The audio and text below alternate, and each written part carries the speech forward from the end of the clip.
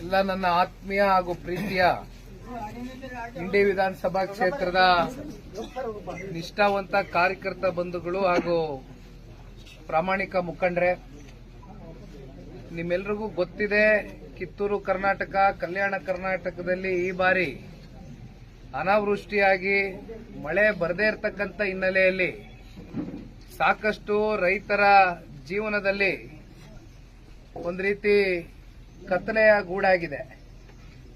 ಹಾಗಾಗಿ ಇವತ್ತು ಇಲ್ಲಿ ಬಂದು ನಿಂತಿರ್ತಕ್ಕಂಥದ್ದು ವಿಜಯಪುರ ಜಿಲ್ಲೆಯ ಇಂಡಿ ಮತ್ತೆ ಬಸವನ ಬಾಗೇವಾಡಿ ಎರಡು ವಿಧಾನಸಭಾ ಕ್ಷೇತ್ರಗಳನ್ನ ಆಯ್ಕೆ ಮಾಡ್ಕೊಂಡಿರ್ತಕ್ಕಂಥ ಕಾರಣ, ಇದು ಕೇವಲ ರೈತರ ಜೊತೆಯಲ್ಲಿ ನಿಲ್ತಕ್ಕಂಥದ್ದು ಒಂದಾದ್ರೆ ನಮ್ಮ ಕಾರ್ಯಕರ್ತ ಬಂಧುಗಳು ಮುಖಂಡರನ್ನ ಕಾಣತಕ್ಕಂಥದ್ದು ಒಂದಾಗಬೇಕು ಅನ್ನೋದು ನನ್ನ ಒಂದು ಬಯಕೆ ಆಗಿತ್ತು.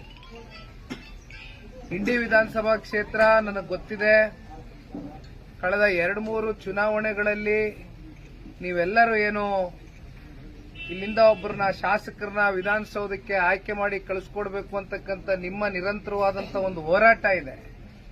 ಅದಕ್ಕೆ ಪ್ರತಿಫಲ ಸಿಗ್ತಕ್ಕಂಥ ದಿನ ಬಹಳ ದೂರ ಇಲ್ಲ ಅಂತಕ್ಕಂಥದ್ದು ಬಹುಶಃ ಇವತ್ತು ಮಣ್ಣೆತ್ತಿನ ಅಮಾವಾಸ್ಯೆ ಅಂತಕ್ಕಂಥದ್ದು ಅತ್ಯಂತ ಶ್ರೇಷ್ಠವಾದಂಥ ಒಂದು ದಿನ. ಇವತ್ತು ನಾನು ಇಂಥ ದಿನನೇ ಇಲ್ಲಿ ಬಂದಿದ್ದೀನಿ ಅಂದ್ರೆ ಬಹುಶಃ ಭಗವಂತ ನನ್ನ ಕರ್ಸ್ಕೊಂಡಿದ್ದಾನೆ ಅಂತಕ್ಕಂಥದ್ದು ನಾನು ಭಾವಿಸಿದ್ದೇನೆ.